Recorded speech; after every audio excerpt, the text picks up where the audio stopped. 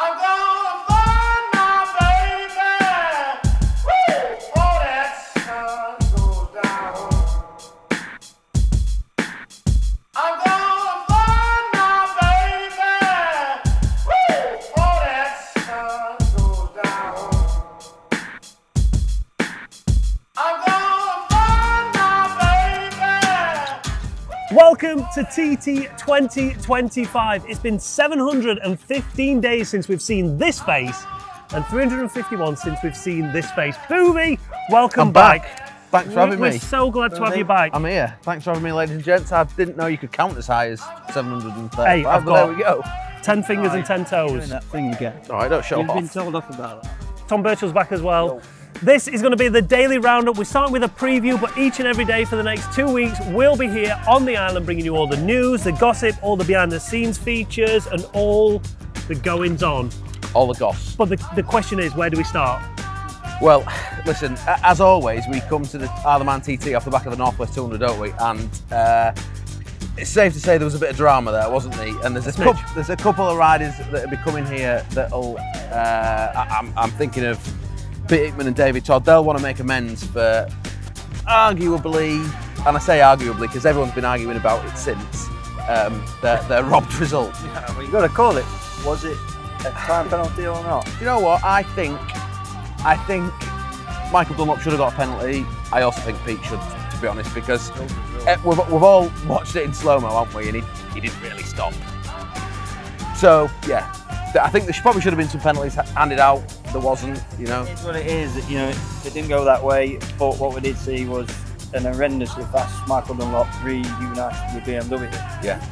And the newly put together 810 racing team a little bit behind, you know, and a bit frustrated with that result. Yeah, I think the story of this TT for me, and I said it earlier, is the lack of preparation a lot of teams have had. 810 Racing, muck off with James Hillier, KTS have changed riders at the last minute. Batham's have got a new rider in last minute. Like, there's so much changed just in the past week. Like you said, Davey Todd and Pete are probably the favourites of that bunch. I saw Davey at Donington. He was really struggling on his superbike. He potentially might be going for this Superstock Superbike hybrid, yeah. which I believe he won on the senior with. Yeah. So What his weapon of choice was last year, a Superstock chassis with a Superbike engine, or not a full Superbike engine actually. He did actually tune it down a bit, let's say, made it more rider friendly. So yeah, he was going down that route, but then you cross over to somebody like Michael, and he's desperate for a full-blown Superbike with, you know, every kind of adjustment and geometry change you can actually fit into it. He's keen for it, he wants it, and I imagine Pete's the same. Yeah. But just whether they can have that little edge on a full-blown thoroughbred Superbike against a super stock bike. You know. Let's not forget Dean Harrison, though. We've not really mentioned him. He's on a bike that he's used to by now because he's spent a couple of years on it. yeah, And it looked like they made some big improvements to it last time out on it.